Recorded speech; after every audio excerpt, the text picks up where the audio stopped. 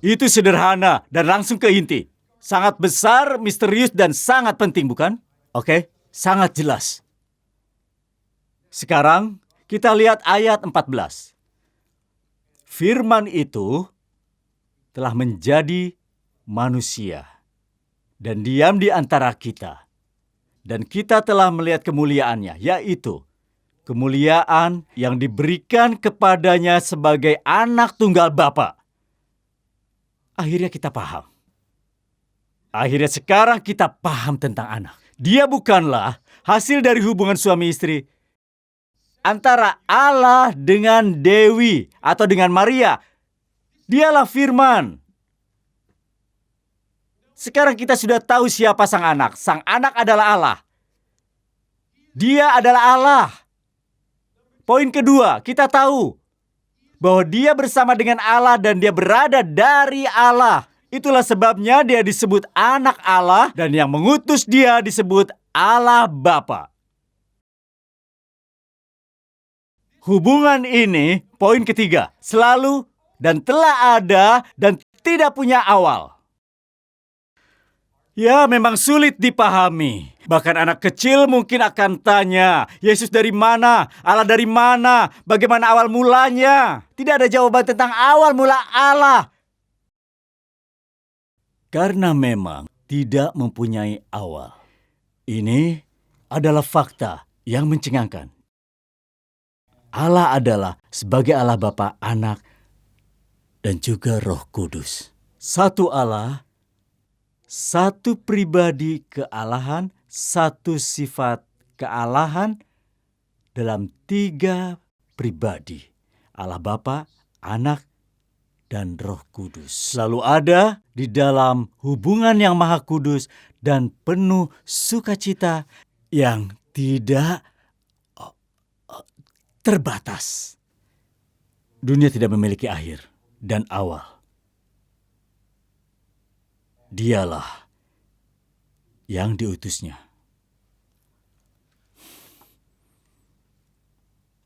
Poin kelima, percaya.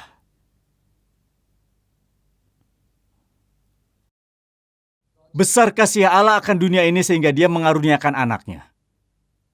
Supaya setiap orang yang percaya. Ada 4 pengamatan tentang percaya. Firman ini terasa dekat dengan diri Anda. Dari tadi kita membahas keberadaan Allah. Dan sekarang bagaimana dengan Anda? Respon Anda. Maukah Anda melakukan ini? Ini pertanyaan yang sangat penting, nyata, dan relevan dalam hidup Anda. Apakah saya sudah melakukannya?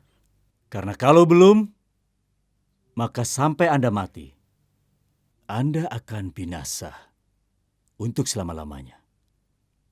Dan yang dimaksud di sini bukan punah secara fisik. Apa yang harus kita bahas dari kata percaya ini? Yang pertama dan terutama dan paling jelas yang dapat Anda lihat dari ayat ini. Maaf.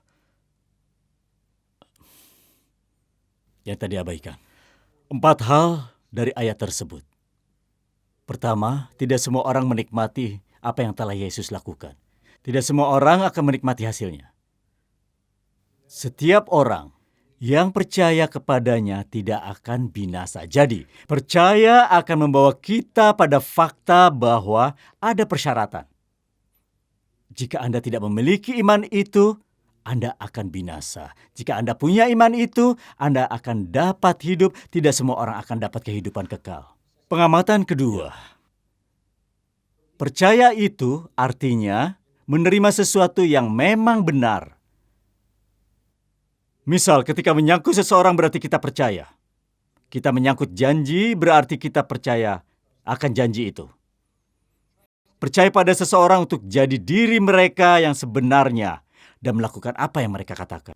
Kalau saya bilang saya percaya pada Anda atau saya yakin kepada Anda, berarti saya meyakini apa yang saya lihat. Itu yang saya dapat berarti Anda akan lakukan apa yang Anda katakan. Saya bawa itu besok ya. Saya percaya. Anda akan bawa besok. Ketiga, di Yohanes 1 ayat 11 dan 12, ada kata lain yang digunakan untuk menjelaskan kata percaya. Saya akan baca untuk Anda. Anda juga bisa buka Alkitab Yohanes 1 ayat 11. Ia datang pada milik kepunyaannya, tapi orang kepunyaannya itu tidak menerimanya. Tetapi semua orang yang menerimanya diberinya kuasa supaya menjadi anak-anak Allah, yaitu mereka yang percaya dalam namanya. Semua orang yang menerimanya diberinya kuasa menjadi anak-anak Allah, yaitu mereka yang percaya dalam namanya. Jadi menerima Yesus adalah kata lain yang dipakai untuk menjelaskan percaya. Jadi percaya dan menerima, keduanya saling mengartikan. Keduanya saling menjelaskan apa yang dimaksud dengan menerima. Maksudnya adalah percaya. Dan begitu juga sebaliknya. Satu poin lagi. Poin bahasan yang tadi tidak akan ada artinya tanpa poin berikutnya. Saya harap Anda tidak termasuk dalam kelompok orang-orang yang melontarkan istilah-istilah agamawi tanpa mengerti maksud dan maknanya. Untuk berkata, "Aku menerima Yesus," tidak akan berarti apa-apa sampai Anda bisa menjawab sebagai apa. Sebagai tamu tak diundang di rumah Anda yang akan Anda racuni? Sebagai seorang yang Anda izinkan masuk ke rumah karena dia akan perbaiki furnitur Anda, tapi Anda biarkan saja dia bekerja sendiri? Ada begitu banyak cara untuk menerima Yesus tetapi berdampak nol di kehidupan kekal Anda. Justru itu lebih buruk. Jadi poin terakhir, Anda menerima Yesus sebagai apa?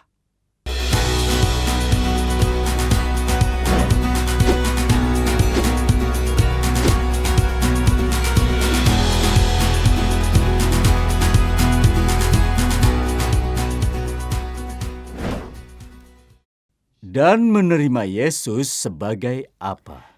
Tentunya jawaban yang tepat adalah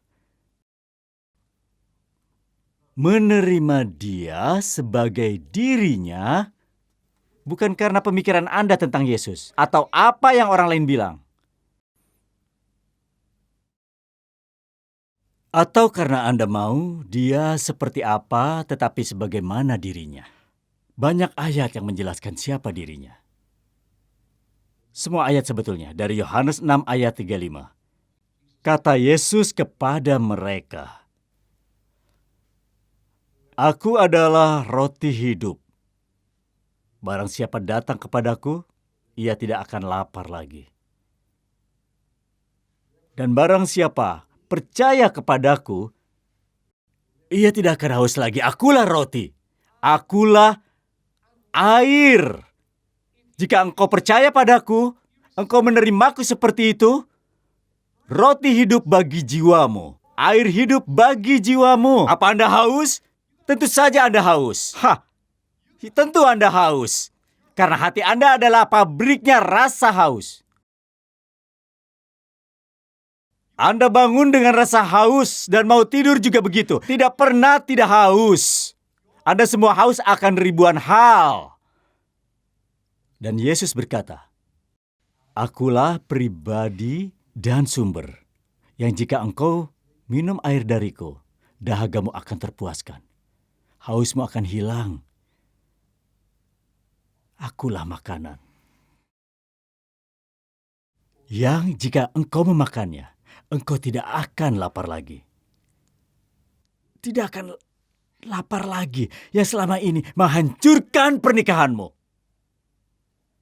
Merusak kehidupan seksualmu, membuatmu jadi serakah dan tidak jujur di tempat kerja. Rasa lapar yang membuatmu dikendalikan oleh segala keinginan dan hawa nafsumu. Yesuslah roti hidup. Dan waktu Anda terima Dia umur 6 tahun, mungkin sebagai jalan keluar dari neraka, lalu Anda simpan Dia di saku celana, ternyata membuat tidak nyaman. Itu bukan menerima keselamatan yang sejati. Dia adalah Kristus, Anak Allah, Juru Selamat. penghapus murka, pengampun dosa, sumber kebajikan, pemuas jiwa kita, sumber kekuatan. Apalagi yang tidak Yesus lakukan dalam hidup kita. Dia adalah segalanya. Itulah yang Paulus katakan tentang dia. Ketika Anda percaya, itulah semua yang Anda terima. Dan artinya sisa perjalanan hidup Anda adalah bertumbuh di dalam hal itu. Yang berarti percaya Injil adalah cara menyelesaikan setiap masalah dalam hidup Anda. Masalah pernikahan, kesehatan, dan setiap masalah lainnya. Aku butuh Engkau. Engkau adalah segalanya bagiku. Kemarin aku berbohong dan sekarang aku datang menghadapmu. Kembali kepada firman-Mu Tuhan. Di mana darah Yesus telah membayar lunas semuanya sekalipun aku ini pendosa. Yang kita bahas ini bukan dasar, tapi kehidupan. Salah satu alasan kenapa di Jemaat Bethlehem ini kita pakai istilah khusus. Saya sempat bicara ini dengan para penatua minggu lalu, karena mereka mau pastikan saya tetap pakai istilah ini. Oh jelas, saya masih sepaham dengan istilah ini. Kami bicara tentang kami, tidak hanya menerima Yesus sebagai Tuhan dan juga Juru Selamat, tapi juga sebagai harta yang paling berharga. Ayat inilah alasannya, pasal 6 ayat 35. Yang lebih jelas ada di Matius 13 ayat 44. Hal kerajaan sorga seumpama harta terpendam yang ditemukan orang. Pergilah ia menjual seluruh miliknya lalu membeli ladang itu. Alasan mengapa kita berbuat dosa adalah karena kita punya harta lain selain Yesus. Itulah kenapa setiap harinya adalah peperangan untuk tetap percaya pada Injil. Percaya berarti menerima dan mau dipuaskan hanya oleh Yesus. Yang bagi kita segalanya. Kata harta di sini merangkum semuanya karena berhubungan dengan banyak hal. Yang keenam, binasa.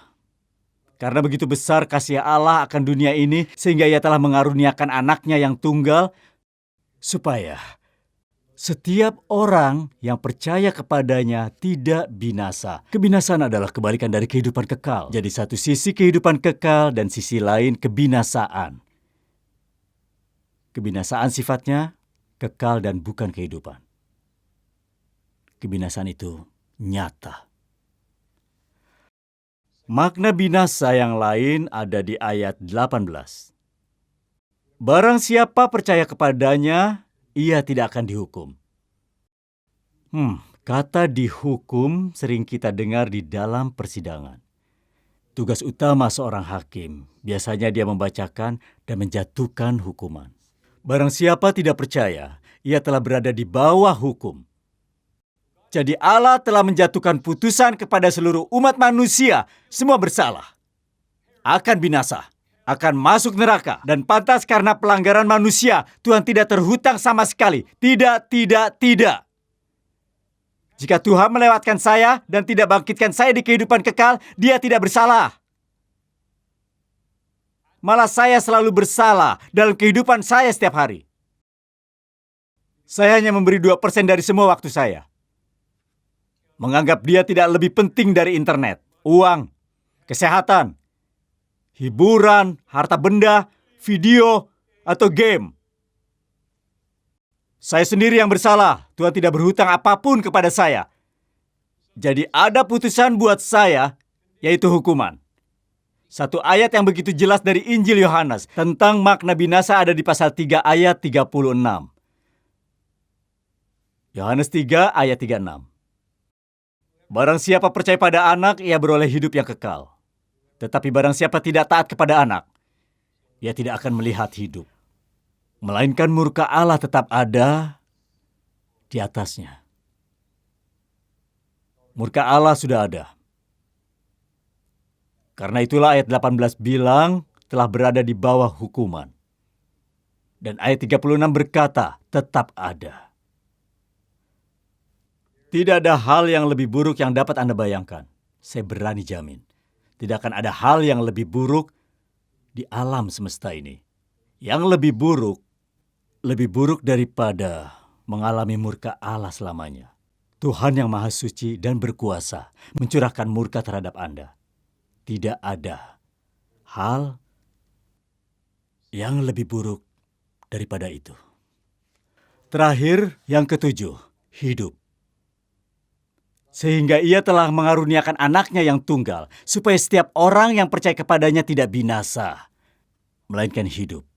Ayat ini bukan berarti bahwa keberadaan Anda sekarang akan terus berlangsung selamanya. Karena jika iya, maka itu berlaku untuk semua orang.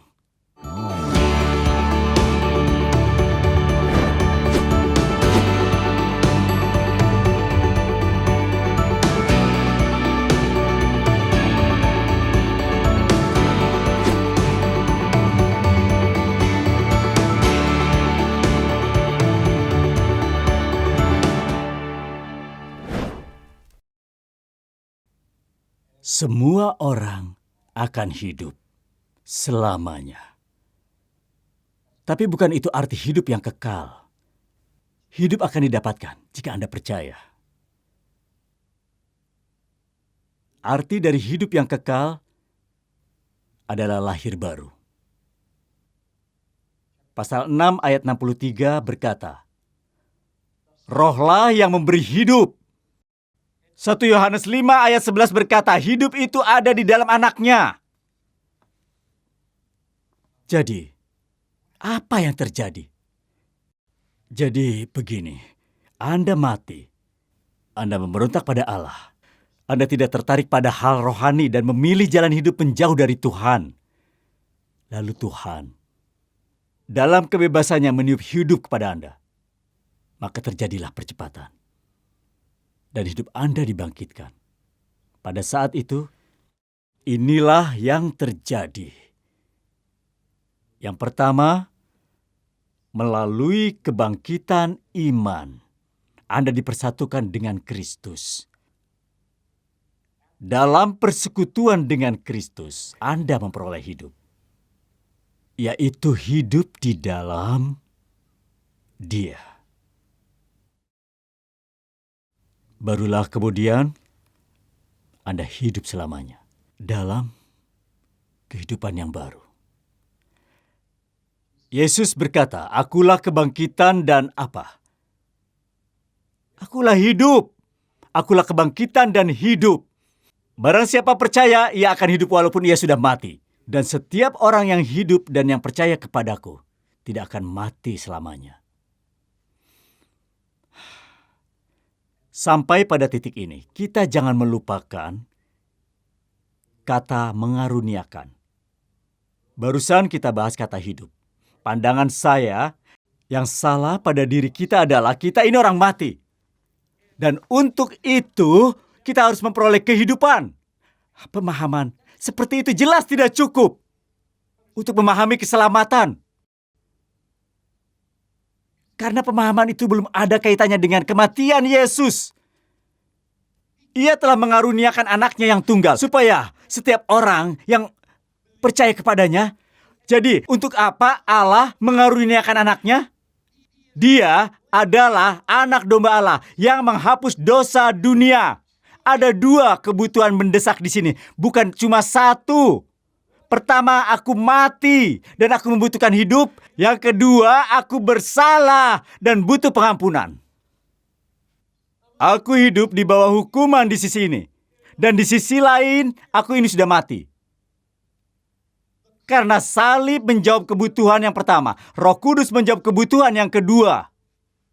Kelahiran baru membangkitkan kita kepada iman dan mempersatukan kita dengan hidup. Dan karya salib menghapus dosa kita dan menjauhkan kita dari murka Allah.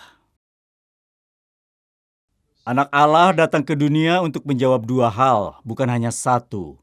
Dia datang untuk mati, dan di dalam kematiannya dia membayar hidup kita, dan di dalam dia ada hidup. Pertanyaan terakhir sebagai penutup. Apakah Anda hidup dalam pengampunan, hidup kekal, dan kemerdekaan seperti Yohanes pasal 3 ayat 16? Apakah Anda hidup di dalam kemerdekaan, pengampunan, dan hidup seperti Yohanes 3 ayat 16? Saya tidak mau Anda jawab dengan ucapan yang kosong. Atas apa yang tertulis di Alkitab adalah kebenaran. Jangan begitu. Bahkan iblis tahu ayat ini adalah kebenaran. Yang saya tanya, apakah Anda hidup seperti ini? Apakah firman ini pernah diceritakan waktu Anda masih kecil dan Anda mengantonginya saja, lalu cara hidup Anda sama seperti dunia? Nilai-nilai hidup Anda, prioritas hidup Anda sama dengan dunia, dan banyak kesamaan lain. Kehidupan. Kita sedang membahas tentang kehidupan supernatural. Hidup yang kekal bukanlah lanjutan dari hidup yang ada saat ini, tapi diberikan kepada kita oleh Roh Kudus. Hidup yang mengasihi Allah, yang penuh kebahagiaan dan sukacita di dalam Allah yang sudah menaklukkan semua kesenangan duniawi dalam hidup kita. Hidup seperti itulah yang dimaksud dalam Yohanes 3 ayat 16. Jadi, apa semua perbuatan yang Anda lakukan senada dengan ayat ini? Saya berdoa kiranya Allah memberi iman itu kepada Anda. Percayalah kepada janji Tuhan yang tertulis, dan terimalah anak Allah dan hidup yang Dia beri. Maka Anda tidak akan binasa, melainkan beroleh hidup yang kekal. Kepada kita semua yang ada di tempat ini, saya mau menutup khotbah ini dengan 3 respon dari kita. Yang pertama, kita akan bernyanyi. Saya sudah memilih sebuah lagu yang bisa jadi kesempatan untuk mengatakan kepada Tuhan, jika Anda percaya. Semua orang yang percaya harus bersaksi. Anda berkesempatan untuk mengatakannya dengan lantang, sekitar 60 detik untuk mengatakan ya dengan lagu ini. Tapi jika Anda tidak percaya, Anda tidak perlu bernyanyi. Berarti Anda berbohong, dan itu sangat berbahaya. Lebih baik Anda bilang, tentu saja aku percaya, Tuhan kan sudah datang ke tempat ini. Yang kedua, kita akan upayakan agar semua gereja bisa jadi tempat berdoa. Dan yang ketiga, jika Anda terburu-buru, di semua gereja telah tersedia kotak saran di pintu-pintu, di mana Anda dapat meninggalkan email atau nomor telepon. Dan kami akan berusaha untuk menghubungi Anda kapan saja Anda butuh teman bicara atau butuh didoakan. Mari kita berdoa. Bapa di surga, terima kasih untuk Kristus. Terima kasih karena Engkau telah mengutusnya. Terima kasih karena Engkau telah memilihnya untuk mati ganti kami. Terima kasih Tuhan Yesus karena Engkau rela dan taat sampai mati. Terima kasih Bapa karena telah membangkitkan Yesus dari kematian. Dan terima kasih Yesus karena telah mengalahkan maut dan bangkit kembali. Terima kasih karena Engkau bertahta hingga hari ini. Terima kasih untuk Roh Kudus yang Kau curahkan kepada kami saat ini. Aku memohon agar Roh Kudus bergerak dan penuh kuasa untuk menyelamatkan kami. Di dalam nama Tuhan Yesus. Amin.